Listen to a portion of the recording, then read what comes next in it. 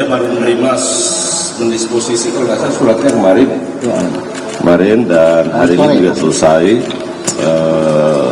Kalau tidak salah kemarin malam saya tanda tangani SKPSI ya. Karena itu sekali lagi ini bagian dari transformasi yang kami lakukan dalam rangka pelayanan kepada semua pemangku kepentingan yang berkepentingan di Kementerian Hukum untuk mendapatkan layanan kepastian, ya, termasuk di dalamnya adalah partai politik. Saya kira itu dari saya. Selanjutnya saya persilahkan kepada Pak Sekjen untuk Pak Sekjen ya. Pak Sekjen, silakan. Terima kasih. Assalamualaikum warahmatullahi wabarakatuh. Selamat pagi teman-teman media semua yang sama-sama kita hormati Bapak Menteri Hukum. Pertama kami mengucapkan terima kasih sebesar-besarnya Pak Menteri, karena kami merasa sangat dilayani, bahkan tidak hanya dilayani dengan super cepat sekali. Jadi kalau Pak Prabowo sering berjanji layanan publik yang baik, terutama dengan sistem digitalisasi, nah saya kira Kementerian Hukum adalah salah satu contoh terbaik di Republik ini. Kami baru masukkan kemarin dengan sistem OSS secara online. Kemudian ternyata malam hari sudah ditelepon, malam hari kemarin berkomunikasi, pagi hari ini kami sudah terima SK kepengurusan, ADRT dan sebagainya. Jadi kami ucapkan terima kasih atas kerja yang sangat baik, sangat super cepat ini. Ini sangat menginspirasi mungkin bagi kementerian lain agar bekerja dengan lebih baik lagi di bawah kepemimpinan Pak Menteri Hukum yang baru ini. Sekali terima kasih banyak atas kerja cepat, super cepat ini. Mudah-mudahan ini akan memberikan kabar baik juga bagi PSI untuk terus konsolidasi dengan target pada 2029 yang akan datang kami bisa menjadi salah seorang pendatang baru di DPR RI. Terima kasih. Demikian. Terima kasih. Rekan-rekan, ada Pak Menteri Hukum, ada Pak Sekjen PSI, barangkali ada yang ditanyakan oleh rekan-rekan, silakan. Sebut nama dan dari mana. Pak Menteri, saya Fadil dari Detikom. Pak, kemarin kan saat P3 kesini, Bapak sempat menyebutkan susunan kepengurusannya. Nah, untuk yang sekarang mungkin boleh di-spill Pak kepengurusannya mulai dari Ketua Dewan Pembina sampai Ketua Umum, Ketum, Sekjen segala macam. Waduh, saya mohon maaf, tadi malam cepat-cepat saya buru-buru tanda tangan. Saya nggak hafal satu-satu, yang saya hafal Pak Kaisang sama Pak Sekjen. Yang lainnya nanti silakan tanyakan kepada Sekjen PSI, ya. Ya, Pak Sekjen boleh silakan. Nama lengkap sudah saya bacakan ketika pelantikan yang lalu, ya. Dari Ketua Dewan Pembina, Dewan Pendiri, semua sudah saya bacakan. Dan apa yang saya bacakan itulah yang kemudian kami serahkan kemarin kepada Bapak Menteri Hukum. Jadi semuanya sama seperti yang ketika saya bacakan. Ya,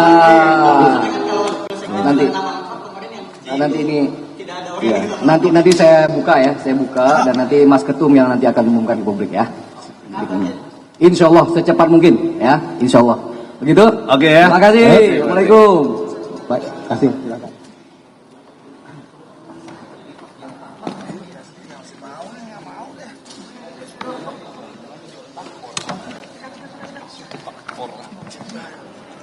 Ya, baru saja kita saksikan bersama keterangan resmi dari kedua pihak. Salah satunya adalah dari Sekjen Partai Politik, yakni Partai Solidaritas Indonesia, Raja Juli Antoni, bersama dengan Menteri Hukum Supratman Andi Aktas, yang memang sudah secara resmi mengatakan bahwa memang Kementerian Hukum sudah memberikan SK terkait dengan kepengurusan, termasuk juga soal ADART. Dan baru saja kita simak Menteri Hukum Supratman Andi Aktas menyerahkan SK atau surat keputusan kepengurusan dari Partai Solidaritas Indonesia. Namun ketika ditanya oleh salah satu wartawan terkait dengan susunan kepengurusan Partai Solidaritas Indonesia, mulai dari Ketua Umum, kemudian Ketua Dewan Pembina PSI yang sebelumnya sudah diungkapkan berinisial J. Ketika ditanya oleh wartawan tadi di konferensi pers, Raja Juli Antoni mengatakan bahwa memang untuk pengumuman resmi soal kepengurusan dari Partai Solidaritas Indonesia ini nanti akan diumumkan oleh ketua umumnya, yakni Kaesang Pangarep.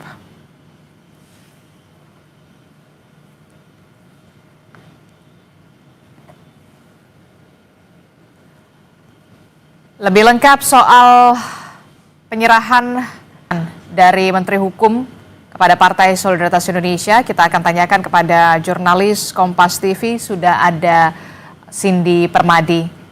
Cindy, selamat pagi Cindy. Cindy, jadi agendanya betul tadi Menteri Hukum menyerahkan SK Partai Solidaritas Indonesia termasuk soal kepengurusan, tapi kemudian yang belum diungkap adalah sosok berinisial J sebagai Ketua Dewan Pembina PSI. Bisa diceritakan, Cindy?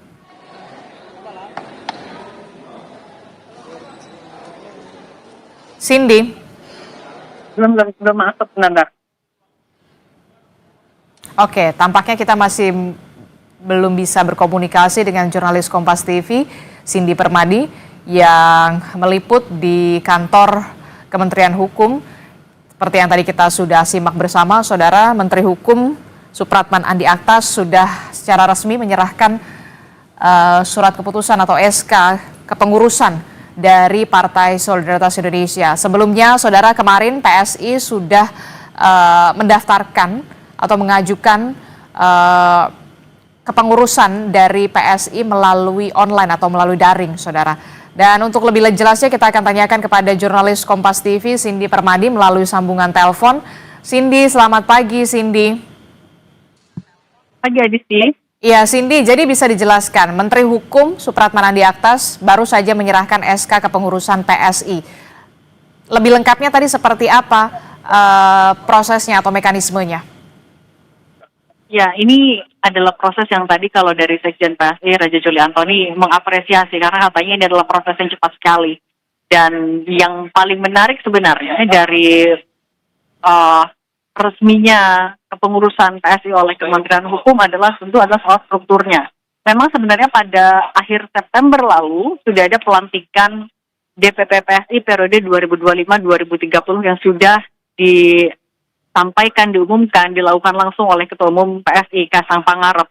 Yang saat itu, ya kalau Ketua Umumnya tentu masih dijabat lagi oleh Kaesang Pangarep. Kemudian ada, kalau yang menarik lagi, di situ ada nama mantan,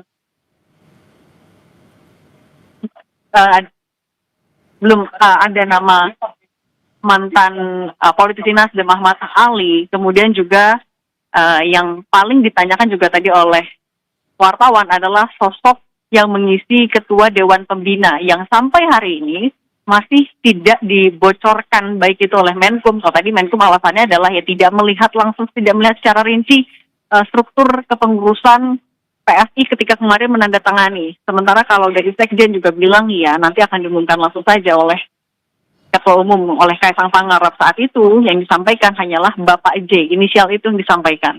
Beragam nama kemudian muncul, tentu pertama adalah Presiden ke-7 Joko Widodo yang memang sudah menyatakan dukungannya untuk PSI, mendukung PSI. Kemudian juga kita tahu hubungan Jokowi adalah ayah dari Ketua Umum Kaesang Pangarep. Terus juga ada nama Jeffrey Giovanni yang tadi itu sebenarnya ditanyakan oleh wartawan. Apakah iya?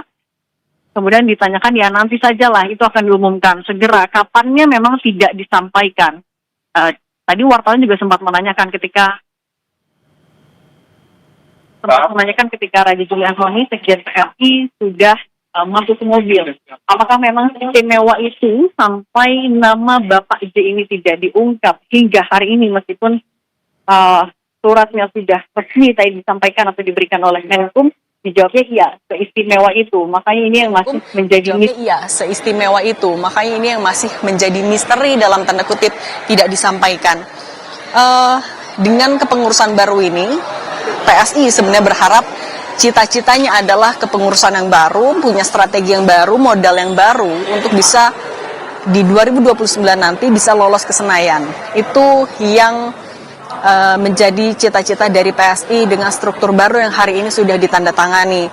Dan yang tadi sekali lagi kalau yang disampaikan oleh Sekjen PSI yang diapresiasi prosesnya cepat sekali. Cuman yang memang yang cukup disayangkan adalah karena strukturnya tidak disampaikan secara rinci, padahal ada tanda-tanda Bapak J yang masih menjadi misteri atau tidak disampaikan ke publik sampai saat ini. Adisti.